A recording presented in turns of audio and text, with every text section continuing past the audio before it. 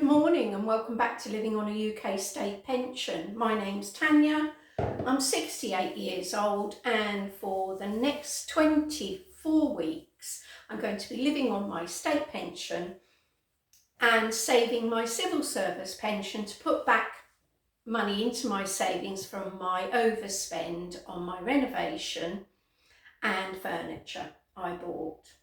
Alright, this is take 2. I have made the pickled beetroot the other day, but halfway through the camera switched off and I hadn't realised. This is the worst thing about technology. So I've had to spend another 75p and go down and buy some more beetroot, but hey ho, it will get used up. Mine won't be ready for a number of weeks in the garden. I'll add some photos to this so you can see the size of mine at the moment. They're about an inch, but mine, because they're cylindrical, they come out of the earth. So yes, my house guest is here.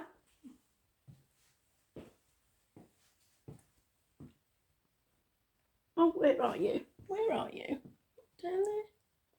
There he is. That's Bruno. That's Bruno. He's a good boy. He's better behaved than Bertie because he does everything you tell him to do and more besides, don't you, babes? Mm?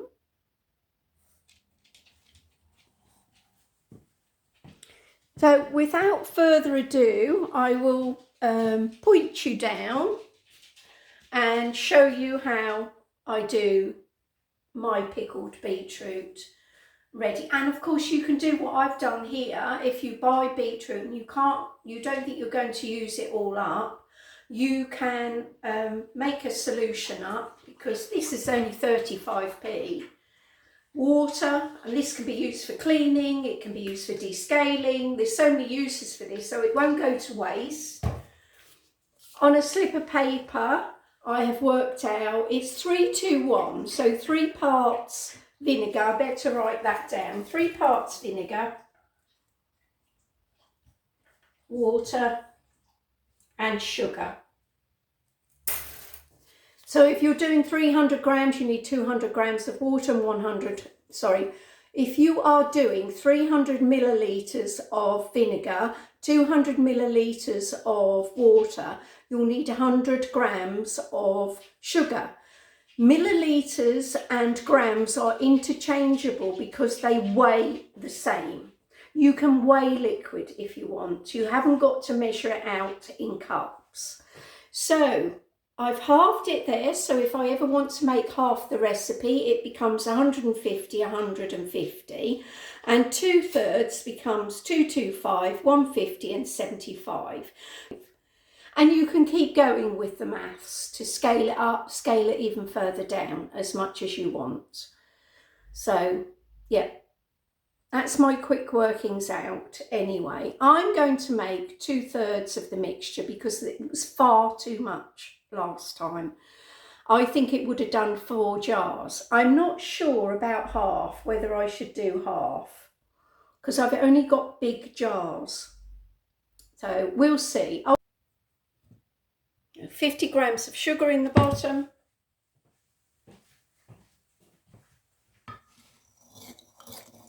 This can go on the stove while I prepare the beetroot.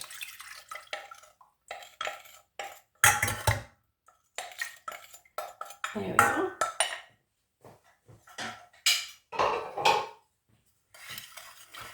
When it comes to doing my fresh beetroot, when I boil the beetroot to cook it, I will strain some of the cooking liquid off to add instead of water.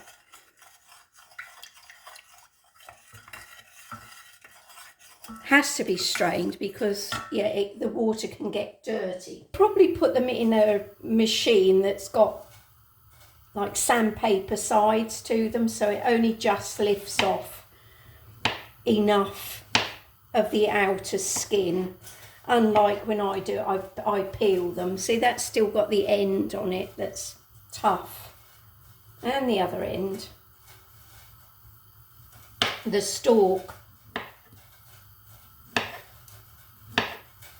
That's the vinegar boiling away now. Another stalk. Some of this off. I'm hoping to have at least 40 beetroot to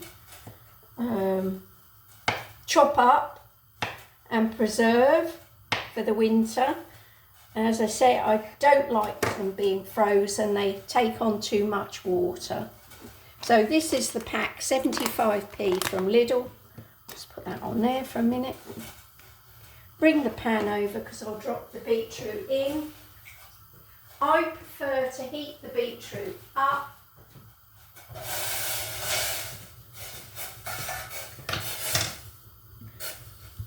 I'm just dropping this beetroot in to come up to temperature.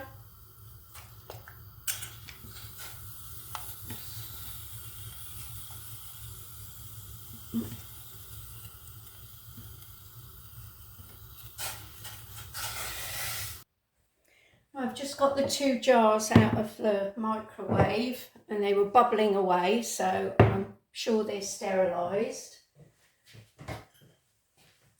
The lids were on the cooker, so they were bubbling away as well. So you can't put metal in the microwave. But sterilising your jars in the microwave is a lovely quick way of doing it. Just make sure that the steam has got right the way through the jar. This came up to the boil. Let's turn you down a little bit. Came up to the boil, so now I'm going to lift the beetroot out and thread it into the jars. Oh dear, maybe I should have done a bigger jar. Is that going to go in? I'm putting the smaller pieces in this one, even if I've got to push them right in.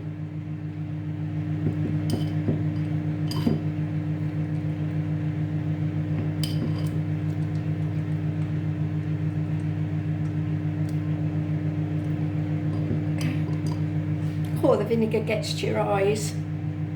The hot vinegar gets to your eyes.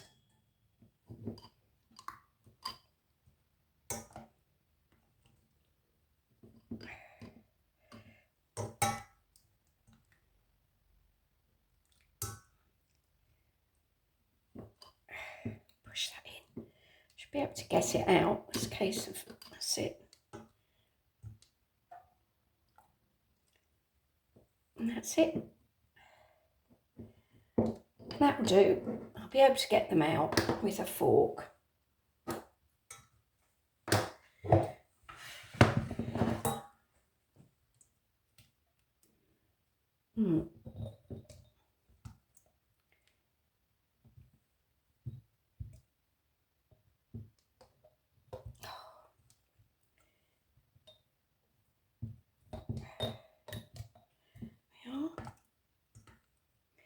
They're going in. They're going in. Pick that up.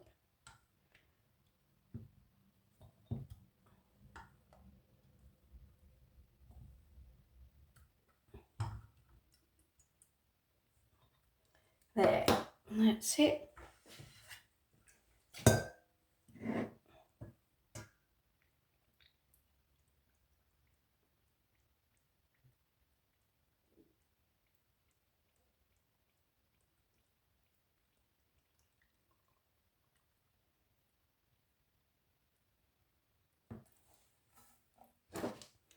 Push that down.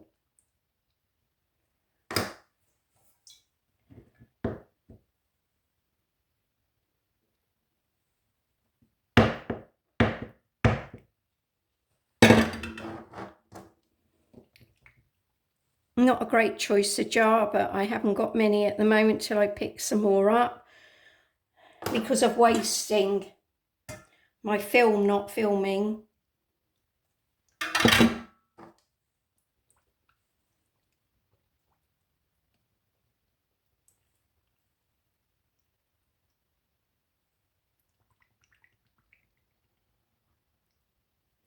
There we are. There we are.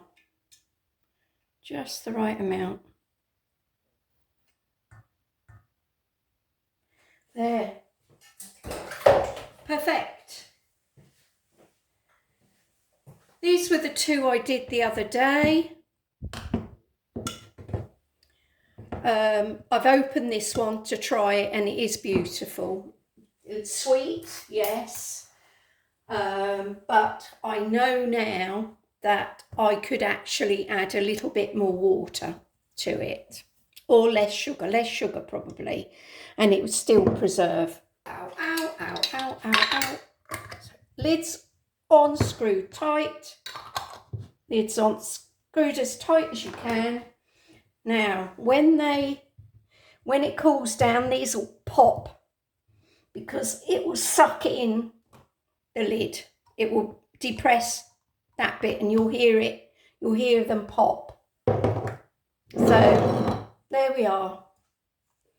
£1.50's worth of beetroot, 4 jars, 35p's worth of distilled vinegar, and I've still got some left, and maybe 30p's worth of sugar, 4 jars of beetroot. So if you ever worried that you're not going to use, you like beetroot but you're not going to use a whole pack of the cooked beetroot up in time, you could do this. As I say, this won't ever go to waste. It's good for descaling your kettle, for cleaning, lots of other things. 35p from Lidl. I meant to say, you put a tea towel down, not that one necessarily, but this one, there's air there, there's air in the side there. You need to get the air out to the top. That's it.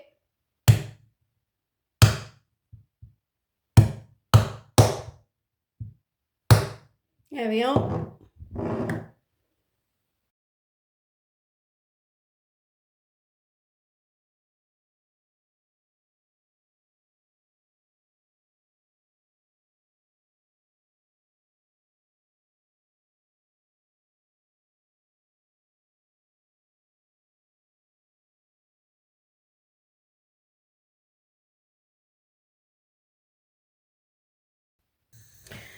I've just added some hot water to my apple cider vinegar because it's so strong. I did Google it because my first batch that I made last year, well, towards the end, isn't anywhere near as strong as this.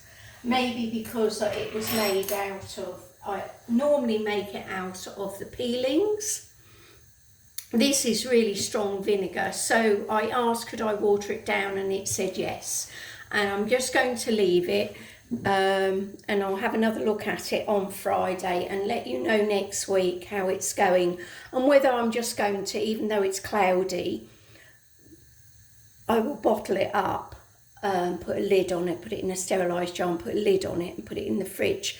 However, now the mother is referred to because lots of apple cider vinegars are so strained because people don't like the look of cloudy apple cider vinegar, that they're strained an inch from their life to make them clear, and therefore the sediment in apple cider vinegar is the bit that contains all the probiotics, all the goodness. So before you pour yourself a dose of it, I shall get my measuring thing out. I'm not going to use that one, I'll use the one in my fridge, because this has still got sediment to it as well at the bottom. You see? Give it a good shake. 25 mils. That's my daily dose now.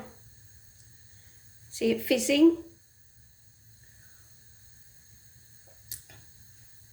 Now, you can taste the apple again in it because it's older. You've got the apple flavour to it. This just tastes like vinegar still. Fingers crossed it comes out as good as this one last year. Good morning. I've been asked to film Bertie's food being cooked. That's his mince. I've got a tiny bit of water in the pan because I just steamed through. It's possibly a little bit too much. I steamed through his carrot. This is quite a big carrot being grated, so you might not want all of it. So I'll make some coleslaw out of what's left for lunch. Just leave that to steam through.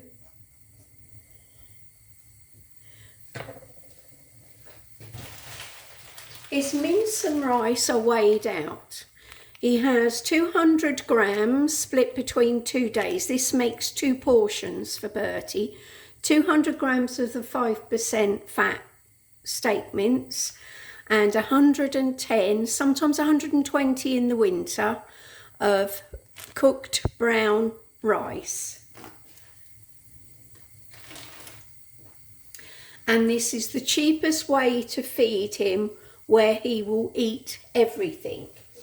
He's also subsidised with the Harrington's adult rich lamb and rice dry mix. He only likes the lamb. The chicken, he loves chicken. Bertie absolutely adores chicken.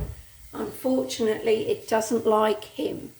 He can have it as a one-off here and there, otherwise it makes him sick.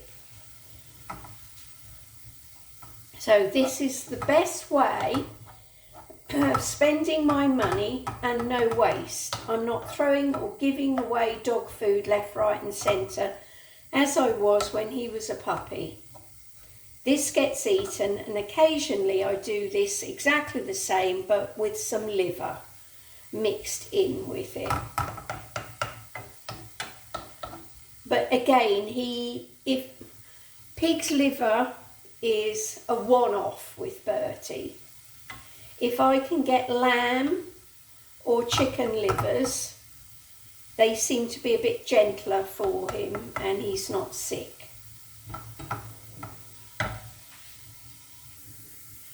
There we are, that's steamed through enough. Just let the liquid go, just softens it up for him. Bertie is an unusual dog. He is not a chewer, unfortunately. So it makes a lot of problems, causes a lot of problems I should say, because I have to brush his teeth regularly.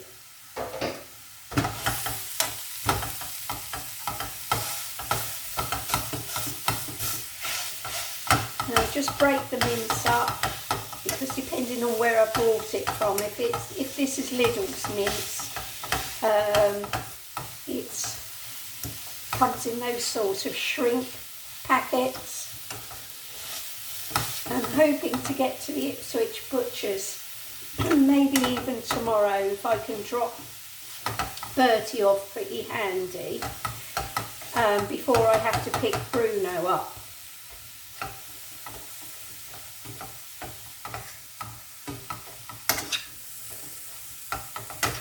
If not, it'll be the end of the week and I can see my daughter at the same time.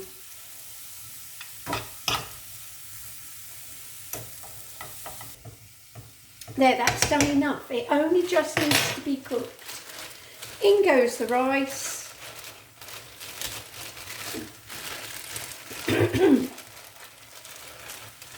In goes the cooked rice. I cook a huge pan of the rice and weigh it out. It's the easiest thing. And it gets frozen in the bags, weighed out and frozen. Because if your dog likes broccoli stalks chopped up or whatever, I've done all sorts. I have grated when I've had excess courgettes. I've grated courgettes into here, less carrot and a bit of courgette. That's it, that's done. That's his food done.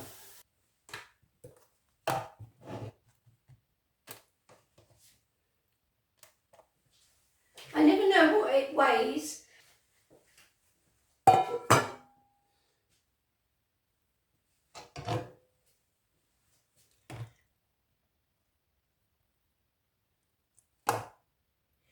Right, tip half into this.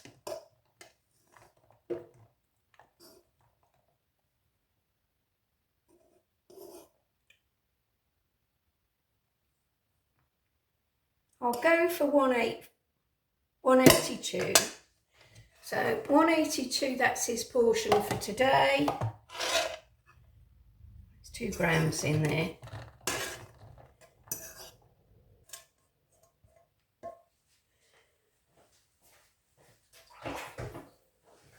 So I've got a little bit to move over.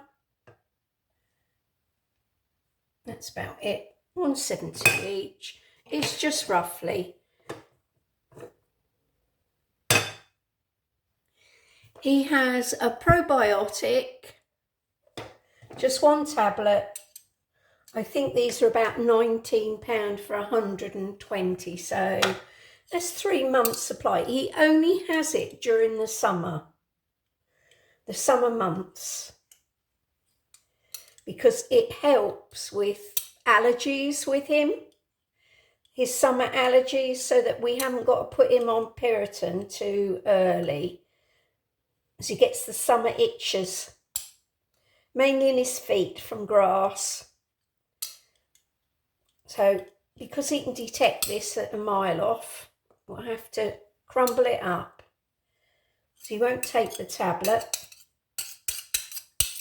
Yes, unfortunately, he's a spoilt boy.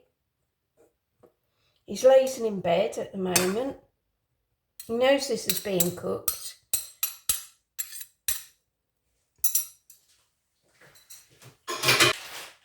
But his little treat, because he has nothing else that's fatty. He has a couple of treats a day. So I do, what I say is 2 little passes over the grater with the cheese. So there we go, there's Bertie's dinner, and I know you'll all laugh and think it's over the top, but every bit of that will be consumed, no waste, and therefore I'm not wasting my money or my time. There he is. I slept in the front bedroom because it's cooler. My main bedroom gets very hot, so I often come in this room because it's much cooler. It's the north side of the bungalow. But Bertie, your breakfast is ready. Do you want your breakfast? Do you want your brekkie? You're going to come and get it. Come and get your brekkie, bubs. Hey? Come and get your breakfast. You hungry? Bertie, get his brekkie. Bertie, get brekkie. Good boy.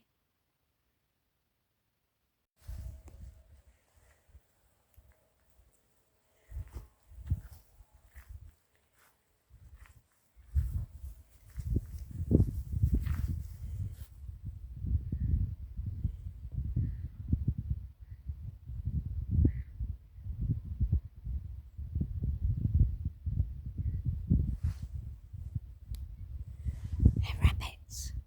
Bertie, where's the rabbits? Bert, where's the rabbits?